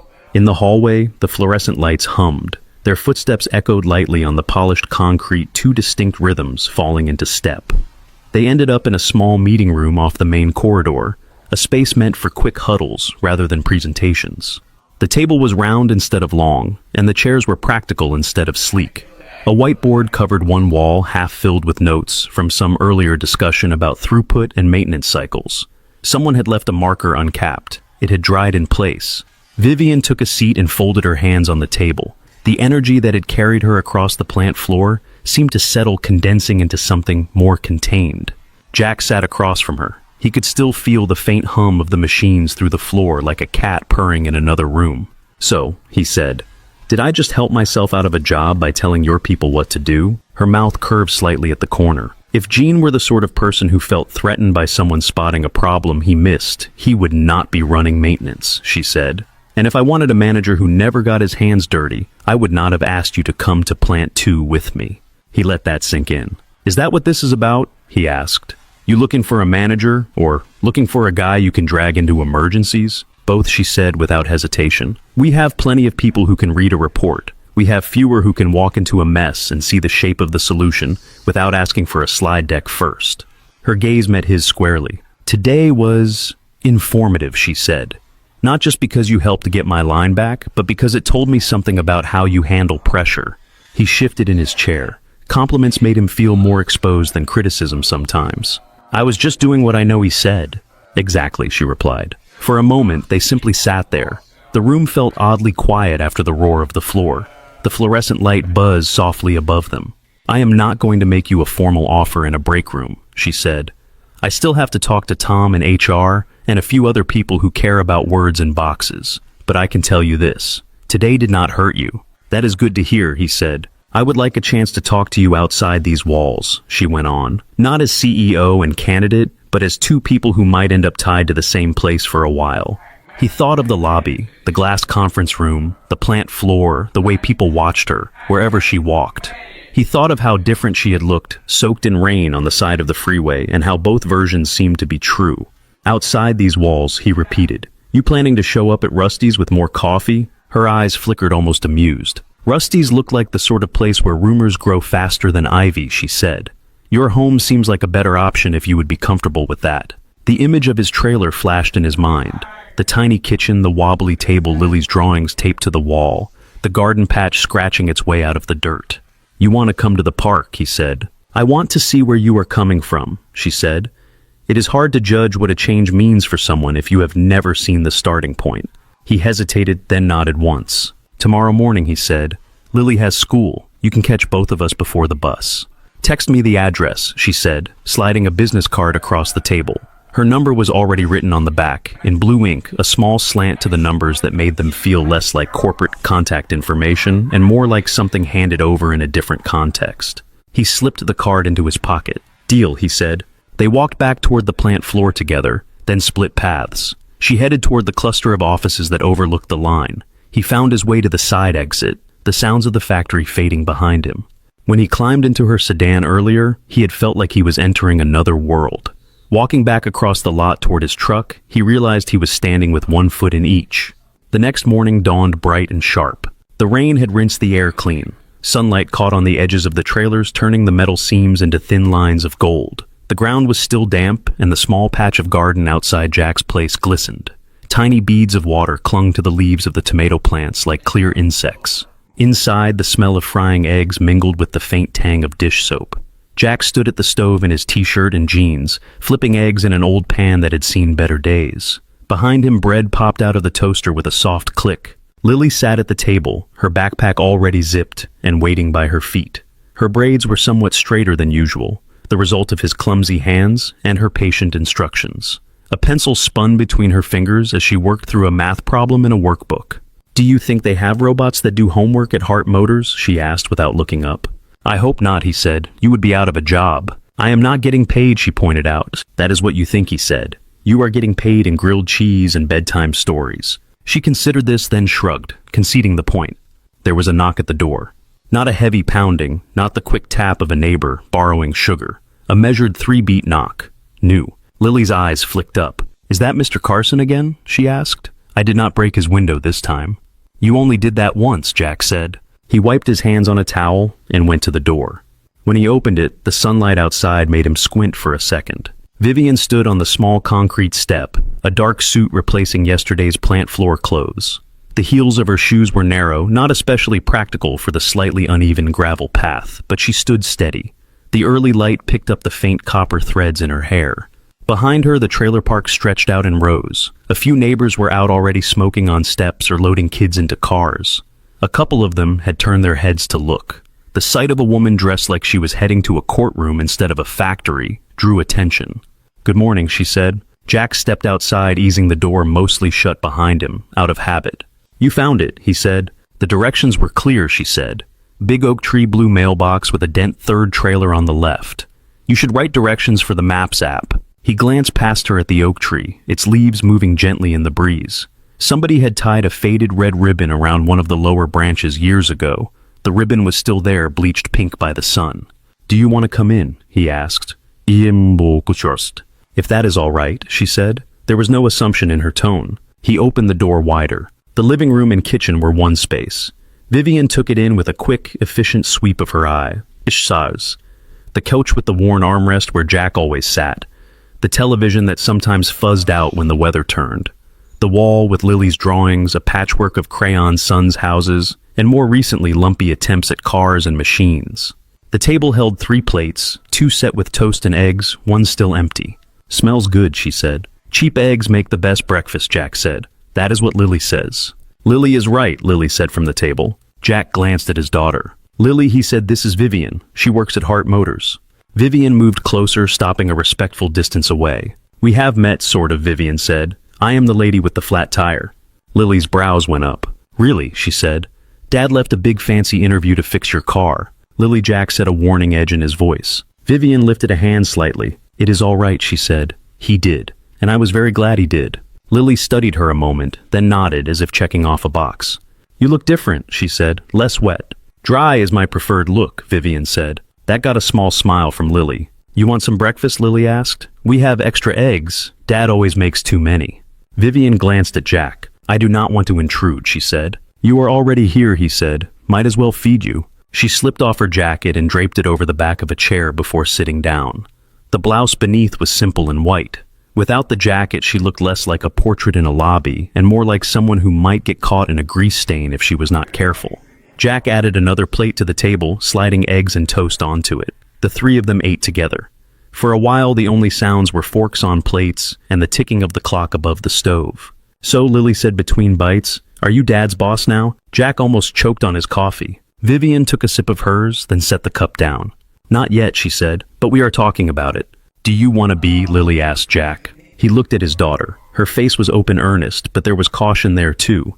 She knew what a change could mean. New schedules, new expectations, new chances for things to fall apart. I am thinking about it, he said. It would be different. Different can be good, or just different. Lily absorbed that with a small frown of concentration. Mom always said you deserve good things, she said to Vivian, as if presenting a fact that might have been overlooked. Vivian's gaze softened. She sounds like she was smart, Vivian said. She was, Lily answered. She got sick, though. Silence pressed in for a heartbeat. Jack's fork paused above his plate. I am sorry, Vivian said quietly. Lily shrugged one shoulder a little stiffly. It was not your fault, she said. You just had a flat tire. Jack cleared his throat gently. Why do you not grab your backpack? He said to Lily. Bus will be here soon. She hopped off her chair and went to the hook by the door, shouldering her pack. As she passed Vivian, she paused. If you give him a job, Lily said, make sure he still has time to help me with my science projects. I will do my best, Vivian said. That is all grown-ups can do, Lily replied. Then she leaned in and gave her father a quick hug. After a second's hesitation, she stepped toward Vivian and did the same, arms wrapping around her in a brief squeeze. Vivian froze for a fraction of a second, caught off guard, then her hands came up lightly to return the embrace. Bye, Lily said. She darted out the door. Jack followed, standing on the step with her, while they watched for the yellow bus. Vivian remained just inside, a silent presence in the doorway. The bus rumbled up the street a minute later. Lily climbed aboard, turning to wave from the steps. Jack lifted his hand in return. The bus pulled away, wheels hissing on the damp pavement. The park grew quieter. A dog barked somewhere down the row. A car door slammed. Then it was just the breeze and the faint hum of the highway in the distance. Jack stepped back inside. He closed the door gently. Without Lily, the trailer felt a little larger and a little emptier. Vivian had moved to the small window by the table, looking out at the garden patch. The dirt was dark from the rain, the young plants standing straight. You did this with her? She asked. She likes watching things grow, he said.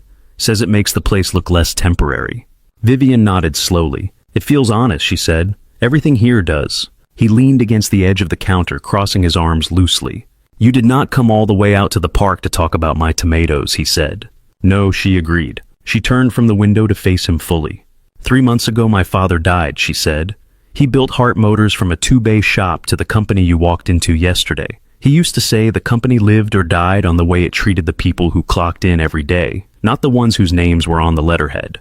Jack listened, saying nothing. After he passed, the board moved fast. She continued. They saw an opportunity to do what they had wanted for years. Cut benefits, trim headcount, Squeeze more out of the margins. All the things that look good on a quarterly report and feel bad on a factory floor. Her gaze drifted briefly to the photo of Lily taped to the wall, a crayon sun drawn in the corner. The morning I blew that tire on I-75, she said I was on my way to sign off on a plan that would have done just that. Clean, efficient, and completely detached from the actual lives under this roof. She looked back at him. Then I ended up standing in the rain, waiting for a stranger to decide if my inconvenience was worth his opportunity, she said. You chose the stranger, you missed the interview. You went back to this place to your daughter, without a job offer, and without making a speech about how noble you were. Jack shifted his weight. The floor under his feet creaked faintly. You reminded me of the men and women my father talked about when he tried to keep this place human, she said. And yesterday in Plant 2, you reminded me why he refused to let the people with clean desks make all the decisions. She took a breath, not deep but steady. I want you at Hart Motors, she said, not as a token hire, not as a favor. As operations manager at Plant 2, I need someone who can hear what a machine is saying and who cares what the people standing next to it are going through. The words hung in the small kitchen. They seemed almost too large for the space bumping up against the low ceiling and the narrow walls. Jack felt his heartbeat in his throat. For a split second he imagined the plant floor again, the lines running, the people moving, the sense of purpose humming through the air. Then the image shifted to Lily's face. The garden patch Rusty leaning in the office doorway with a grease rag in his hand. He set his coffee mug down carefully, the ceramic clinking softly against the counter. Vivian, he said, that is a big ask. I know, she replied. I am not asking you for an answer this second. I am asking you to really consider it. His eyes moved around the room, taking in each familiar detail, as if seeing it both as it was and as something that might soon be part of a different story. If I do this, he said quietly, more to himself than to her, it is not just my life that shifts. I understand that, she said. That is why I came here first. I needed to see who else is in the room, even when I am not. He nodded slowly, the weight of the decision settling over him like a coat he was just trying on. Then I will think, he said, and we will talk again. For a while after the words left his mouth, neither of them moved. Vivian stood near the table, her hand resting lightly on the back of a chair. Outside the small window, a breeze stirred the leaves on the oak tree and set the faded ribbon trembling. Jack picked his mug up again, then set it down without drinking. There is one thing, he said at last. Her posture sharpened a little, but she did not interrupt. If I say yes, he went on, I am not walking out on Rusty the next morning. He gave me a job when no one else would touch a guy who had been out of work that long. I owe him more than a note on the counter. How much time would you need? She asked. 2 weeks, Jack said. I can train whoever replaces me, make sure I am not leaving him with a mess. After that, I am yours during work hours, as long as you will have me. Relief flickered across her features, mingling with something like approval. That is reasonable, she said. Rusty is not the only one who benefits from you honoring your commitments. He nodded once. And the second thing he said has nothing to do with filters or production charts. She tilted her head, waiting. If I'm going to work for you, he said, if you are going to be the person who changes my daughter's life by changing mine, I want you to sit at our table at least once. No offices, no conference rooms, just you, me, Lily, and whatever I can cook that does not come out of a box. She deserves to see the face that goes with the name on my paycheck. And you deserve to see who you are really hiring beyond a resume and a plant floor. A small silence followed that. It was not uncomfortable, but it carried weight. You are inviting the CEO of Hart Motors to dinner in a trailer, she said. I am inviting Vivian to dinner at my house, he replied. Something in her expression eased. The professional mask did not disappear, but it slipped enough to show the person underneath. I would like that, she said. Let me know which night, and I will bring dessert that will ruin both of you for grocery store cake. He smiled, a real one this time. You have a deal, he said. They talked for a few more minutes about practicalities, about paperwork that would go into motion if he agreed. When she left, stepping back out into the sunlight, Jack watched her walk down the small path between trailers' heels, careful on the uneven ground. A few neighbors pretended not to stare as she passed. After she drove away, the quiet in the trailer felt different. Not heavier exactly, just full of possibilities he had not had to think about the day before. That night, after Lily had gone to bed, he sat at the table with a pad of paper and the stub of a pencil. Numbers filled the page. Current pay, potential pay, gas costs, school supplies. The edge of a future that did not involve choosing between a new pair of shoes for Lily and fixing a leak in the roof. The next morning, he walked into Rusty's office and closed the door behind him. Rusty looked up from a stack of invoices pen, chewing on his lower lip. "You look like a man who just swallowed a bolt," Rusty said. "You all right?" Jack sat down in the chair across from him. The talk he had rehearsed on the way over slipped around in his head, the words rearranging themselves. "Hart Motors offered me a job," he said. "Operations manager at Plant 2. Rusty's eyebrows rose. He leaned back, chair creaking.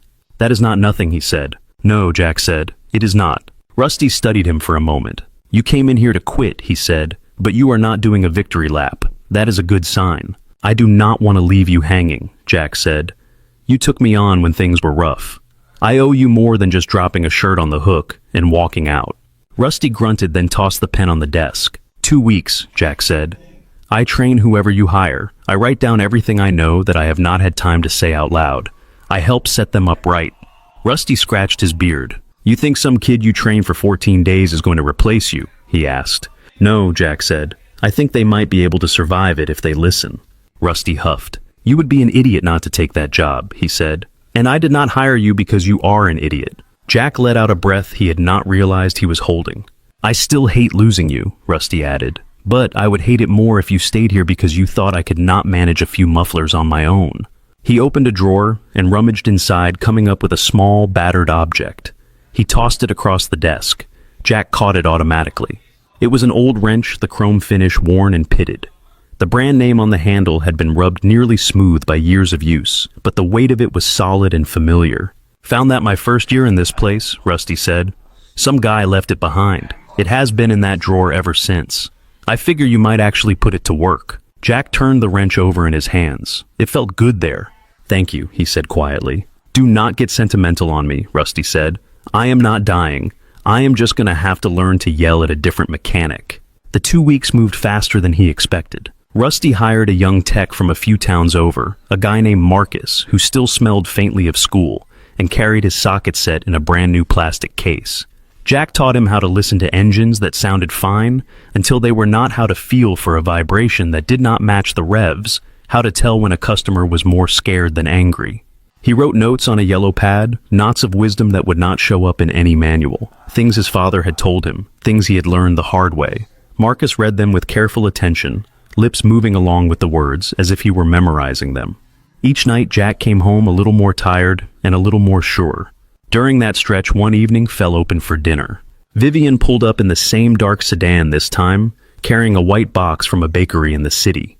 Inside, a chocolate cake sat under a sheen of glossy frosting, decorated with a simple swirl that looked too deliberate to be accidental.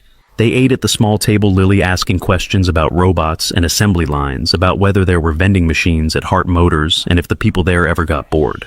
Vivian answered as best she could, sometimes turning the questions back, sometimes letting the unknowns just be unknowns. After dessert, once Lily was in bed, Jack and Vivian sat on the front steps with their coffee mugs, watching the streetlight flicker at the corner. The conversation moved in and out of work, picking up pieces of who they had been before Hart Motors entered the picture. When she left, the air felt cooler. Jack stood under the porch light for a long moment, wrench in his pocket, the smell of chocolate still clinging to the kitchen. 2 weeks later, on a Monday that came sooner than he thought it would, he parked his truck in the Hart Motors lot again. This time, he left the toolbox in the passenger seat only long enough to lock the door. He pulled it out and carried it with him, hand wrapped around the old handle. In his other hand, he held a new black briefcase Vivian had insisted he needed. It still felt foreign, its surface too smooth, its corners too sharp. He wore a white shirt. Lily had chosen small silver dots scattered across the fabric, in a pattern she claimed looked important, but not boring. His tie was straighter. His shoes were the same pair, polished as much as leather would allow. Walking across the lot, he was aware of the weight in each hand. Old life, new one, both very real. Inside, the receptionist greeted him by name. She gave him a different badge, this time one that said Operations in small letters under his own. Janet met him in the lobby, her tablet already out. "Welcome aboard, Mr. Miller," she said. "We have some paperwork and orientation to get through this morning, but Tom wants you on the floor as soon as we can get you there." The morning blurred at the edges. Forms, policy documents, safety videos. A photo taken for his ID, the flash leaving a lingering afterimage. By late morning, he stood with Tom on an elevated walkway overlooking Plant 2. Below, the lines ran. Workers moved along them. The air was loud and hot. From up here, he could see the rhythm of the plant as a whole, not just the small patch he had known as a visitor. Tom crossed his arms, looking down with him. "You are going to be spending most of your time down there, not up here," Tom said. "I hope you know that." "That is the idea," Jack said. "Good," Tom replied, "because some of the folks on that floor have had managers who only came down when something was on fire, literally or figuratively. It will take time for them to believe you are different." "I can live with that," Jack said. "I do my best work in coveralls anyway." Tom gave him a sideways look, then nodded toward the stairs. "Come on," he said. "Let me introduce you the official way." They walked down together and stepped onto the plant floor. The sound wrapped around them, familiar now to Jack, but still a rush. Gene met them halfway. "So it is official," Gene said. "We are stuck with you." "Looks that way," Jack said. A small group of line workers had drifted closer, boots scuffing on the concrete. Some of them had been there the day of the filter and the clogged line. Some had only heard about it in break room conversations. Tom raised his voice just enough to carry. "Everyone," he said, "this is Jack Miller, our new operations manager. Some of you met him under less than ideal circumstances." A ripple of quiet laughter moved through the group. "He will be working with us to keep this place running and hopefully make it a little better to work in." Jack was not a speechmaker by nature. He kept it short. "I am not here to tell you how to do jobs you have been doing longer than I have been walking these floors," he said. "I am here to listen when something does not work and to help fight for what you need to fix it. Machine schedules the stuff the folks upstairs do not always see. I will make mistakes. You can tell me when I do. Preferably before the line shuts down." A few smiles, a couple of skeptical looks, mostly open curiosity. As the group broke apart and people went back to their stations, Jack lingered near one of the conveyors. He reached out and laid his hand on the frame for a second, feeling the vibration. The plant did not know him yet. He did not know all of it, but the rhythm under his palm felt like something he could learn to understand. 6 months slid by, measured less in calendar pages than in shifts and production runs. The days in Plant 2 fell into a rhythm. Mornings started with boots on concrete, the smell of coffee from chipped mugs, the clatter of metal as lines came to life. Jack spent more time in steel-toed shoes than polished ones, more time with his sleeves rolled up than buttoned at the cuffs. He learned names, not just the ones printed on badges, but the nicknames and stories that went with them. Ramon on line 1 could hear a bearing going bad from 20 feet away. Tia in quality control knew when someone was having a rough day by the way they stacked finished parts. Malik had a scar on his forearm from an accident 15 years ago that he still talked about as a reminder rather than a complaint. He learned the quirks of the machines too. Line 3 liked a slightly slower ramp-up in the first hour of a cold morning. A certain press in the stamping area rattled its guard whenever humidity climbed too high. The main conveyor on the north side sometimes made a sound like a loose drawer when the chain needed attention. He listened. He made small adjustments. He pushed for maintenance before breakdowns. He took notes on a worn notebook that lived in his pocket, the pages filled with sketches and short phrases only he could fully interpret. Little things shifted. A bottleneck at one station eased after he convinced scheduling to balance the load differently. The break room, which had once felt like a place where people sat in separate corners, began to hum with conversations that rolled past shift lines and job titles. A suggestion board he put up near the time clock filled with handwritten notes, some serious, some joking. He took the serious ones back, and when changes resulted, people noticed. On paper, the changes showed up as numbers. Rework percentages dipped. Output climbed a few small notches, then held steady. Safety incidents dropped. Surveys that had once been filled out with shrugs and checked boxes began to show comments in the margins. In the glass building, those numbers gathered on screens and charts. One afternoon, Jack found himself again in a conference room at headquarters. This one was larger than the one where he had first met Vivian as CEO. The table here was long, glossy, dotted with folders and small bottles of water. The walls held framed photos of the company at different stages of its life, from the two-bay garage to the first plant opening to the ribbon cutting of the current headquarters. Members of the board sat around the table in tailored suits and dresses. They carried themselves like people accustomed to viewing the world from a certain height. Vivian stood at the head of the table. The light from the windows behind her outlined her shoulders and turned the edges of her hair into a soft halo. A large screen displayed a neat slide full of graphs and percentages. Plant 2 has exceeded production targets for the third consecutive quarter, she said. Quality metrics are up 20% compared to last year. Efficiency has improved 15%. And employee satisfaction scores are the highest we have on record for that facility. There was a murmur around the table. The board members focused on different parts of the slide. Some tracked the upward lines with their eyes, others zeroed in on the percentages.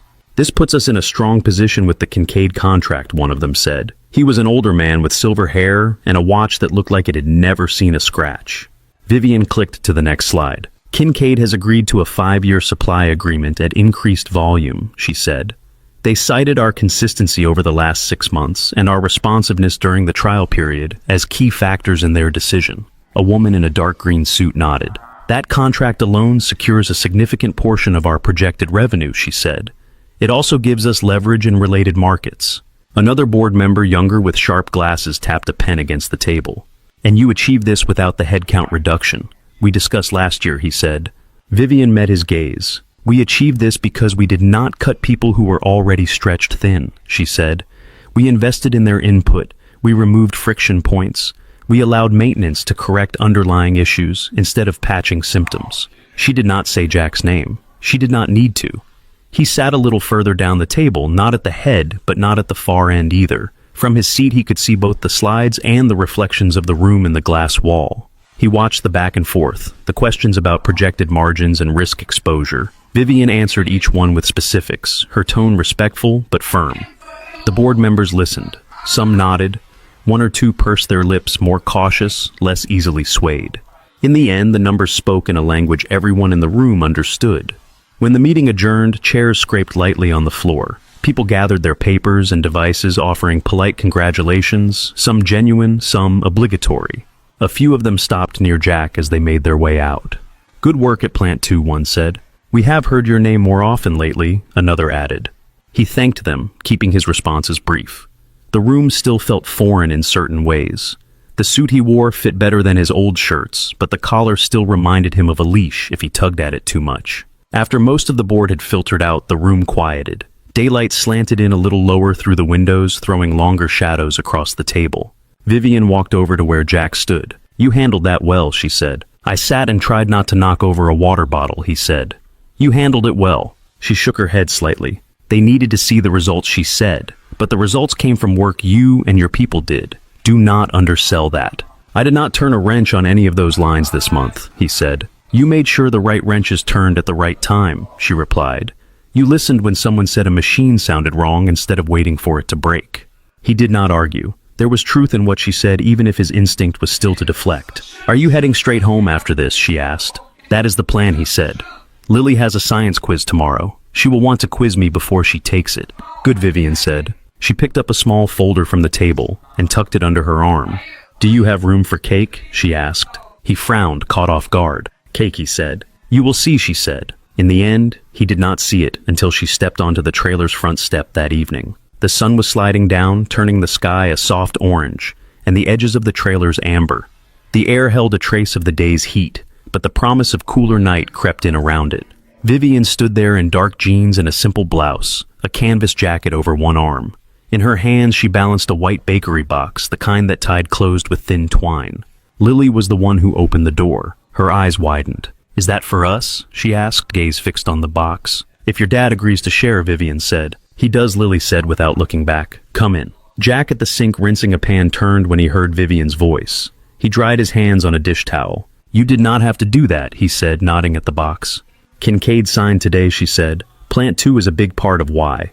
That felt like a shareable moment. She set the box on the table and untied the twine. Inside, a chocolate cake waited, the frosting glossy, the edges decorated with a ring of shaved chocolate curls. The smell of cocoa and sugar wafted up as she lifted the lid fully.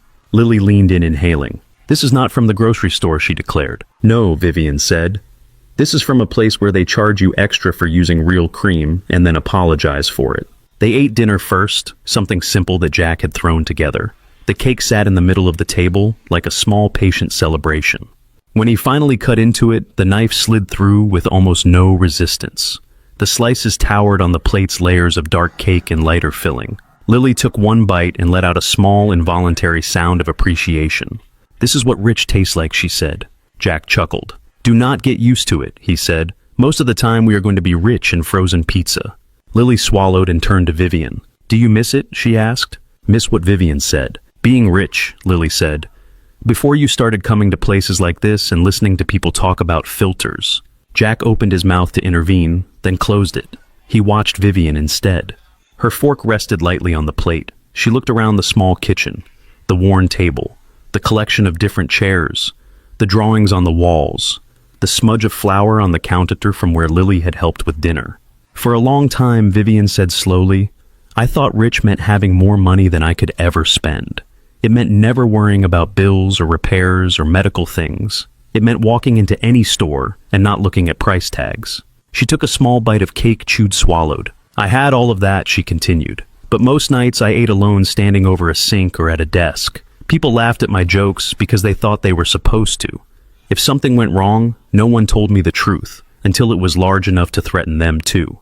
I was surrounded by people, but I could not always tell which ones knew me and which ones just knew my title. She glanced at Jack, then at Lily.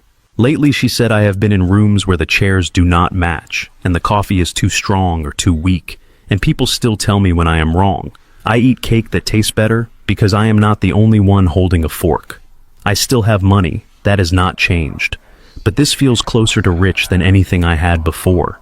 Lily considered this, then nodded in the serious way she had when something made sense. So friendship is worth more than money, she said. I think friendship and work that matters, and people who say things you do not want to hear when you need to hear them, are worth a lot, Vivian said. And chocolate cake is worth more when you share it. They ate in companionable quiet for a few minutes. The cake disappeared slice by slice, leaving a scattering of crumbs on the cardboard base and a smudge of frosting at the corner of Lily's mouth. Later, when the plates were rinsed and stacked, and Lily had gone to her room with a book about planets, Jack and Vivian stepped outside. The night had settled fully now. Stars pricked through the dim spill of city light. A few porch bulbs glowed up and down the row, small pockets of yellow in the blue dark. They sat on the front steps, the wood warm from the day's sun. From here, Jack could see the faint silhouette of the garden plants a little taller than they had been 6 months ago. The dirt between them held the soft shine of recent watering. You did good work today, he said. So did you, she replied. He shook his head. I sat in a room and watched you make people who have never been near a line care about one, he said. That is not nothing. They fell into an easy quiet. The trailer park sounds floated around them. A television down the way, a dog barking twice and then stopping. The hum of the highway distant and steady. In the window behind them, light spilled from Lily's room. Her shadow moved once across the curtain, a small figure turning a page. Jack glanced up at the sky. 6 months ago, I was hoping my truck would not die before the next shift at Rusty's, he said. Now my kid is talking about planets and engineers and asking if robots get bored. She keeps that up, Vivian said, and I will have to start grooming her for my job. Careful, Jack said. She will take you up on that. Good, Vivian said. I would like to see her try. A car turned in at the far end of the park, headlights sliding across the rows of metal walls. The light passed over them and moved on, leaving the steps in soft shadow again. For a while they sat without speaking, mugs, warm in their hands, listening to the small noises of the neighborhood, settling in for the night. Vivian tilted her head back, looking up. There are never this many stars over my apartment, she said. Too many lights, too much glass. Here we only have one flickering street lamp doing its best, Jack said. The rest is all sky. She let out a quiet sound that might have been a laugh. Can I ask you something? She said after a moment. You can try, he replied. Iggy replied. If that morning on I-75 had gone differently, she said, if you had kept driving and made it to the interview on time, do you ever think about what that would have looked like? He thought about it. The question itself felt like something he had turned over in his hands before testing its weight. Sometimes he admitted, a little, and she prompted. He watched a thin cloud drift across one of the brighter stars, then move on. My dad used to have a saying, Jack said. He told me regretting a kind act is like apologizing for being human. Every time you help somebody, you are making a bet that the world is worth the trouble. Even if nothing good comes back your way, you still know the kind of person you decided to be. The words came out slower than usual, not because he did not know them, but because they mattered enough to place carefully. Vivian listened without shifting, her face turned toward him now, instead of the sky. So, no, he added. I do not spend much time building the version of my life where I drove past you. I saw you standing there. That is the version I got. Her fingers tightened slightly around the mug. Your father sounds like he was a smart man, she said. He was stubborn, Jack said. The smart kind. The kind that does not feel smart until much later. Would he have liked me? She asked. Jack took a breath, then answered without hedging. I think he would have liked the woman who walked into Plant 2 and told the board to keep their hands off the benefits long enough to see what the right kind of change could do, he said. I think he would have liked the woman who shows up in a trailer park with cake and listens to a 9-year-old talk about robots. She looked away for a second, blinking once. That is a version of myself I am still getting to know, she said quietly. Looks pretty solid from here, he said. A small smile tugged at her mouth. When she stood to leave, she paused at the bottom of the steps. Jack, she said, turning back. Thank you. For the tire, for the line, for not pretending to be someone else when it might have been easier. You are the one who wanted to see who I am when nobody is looking, he said. Sometimes you get what you ask for. Her smile warmed, then she walked to her car. The engine started with its familiar quiet sound. He watched the taillights shrink along the row until they disappeared around the bend. Inside the trailer, Lily's light was out. The house was a handful of soft shapes in the dark. He closed the door behind him and stood for a moment in the small kitchen. On the counter, the empty cake box smelled faintly of chocolate and sugar. Beside it, a folded napkin held a pattern of crumbs and the outline of a fork. Time moved forward in fits and starts after that. Months blurred into each other at Heart Motors, not because nothing happened, but because the days stacked up, so that looking back, the whole thing looked like a single long movement. In his office at Plant 2, Jack had made small changes. The first thing he did was drag the standard issue metal desk a little away from the wall so he could see both the floor and his computer screen without turning completely around. The second thing he did was set 2 objects right next to each other on the surface. On the left sat the new black briefcase, edges still sharp, seams still crisp. On the right sat his father's red toolbox, paint-chipped, sticker-faded handle, polished by years of grip. The combination made visitors smile sometimes. It made a few people raise their brows. It made sense to him. Between them, propped against the wall, he taped a photo of Lily grinning, with a gap where one of her front teeth had been. Underneath, in kid handwriting, she had written, "Plant 2 is cool" in blue marker. Next to the photo was a business card, not one of his, Lily's. The card had her name printed in a simple, bold font. Under it, in Vivian's neat script, were 3 words, "Future engineer definitely." Lily kept a second copy of that card taped near her desk at home. Jack had watched her look at it more than once when she was supposed to be doing homework, the way someone might look at a map before starting a long trip. At the plant, the days filled with choices. Some of them were small, like approving a maintenance window before something failed. Some of them were larger, like standing with Jean in a meeting and insisting that a planned shortcut would cost more than it saved. He did not win every argument. That was not how it worked. But he won enough of the ones that mattered. Sometimes late in the afternoon, he would stand by the railing on the mezzanine and place both hands on the metal, feeling the faint vibration of the building through his palms. Below him, workers moved along the lines, their bodies following a pattern that had become a second language. He had learned to recognize some of them by their walk, by the way they carried a bin by the set of their shoulders on a good day versus a hard one. On those days, he would remember standing in the rain beside the Tesla, his hands numb, the tire slick under his fingers. The memory did not come with a sense of loss anymore. It felt more like a hinge, a point the door of his life had swung on without him knowing it at the time. Evenings at the trailer shifted in quieter ways. Lily's homework grew more complicated. She brought home assignments that involved bridges made from toothpicks and a model of the solar system, crafted out of painted foam balls. Jack found himself reading instructions about torque and force, alongside her, watching her eyes light up when something clicked. Vivian did not come by every week. Her schedule was still heavy, and there were nights when she was on calls with suppliers halfway across the world, while Jack and Lily ate spaghetti at the table. But she came often enough that the sight of her sedan in the lot stopped making neighbors pause quite so much. When she did come, she kicked off her shoes at the door and kept her jacket over the back of a chair, where it would inevitably pick up the smell of whatever had been cooked that night.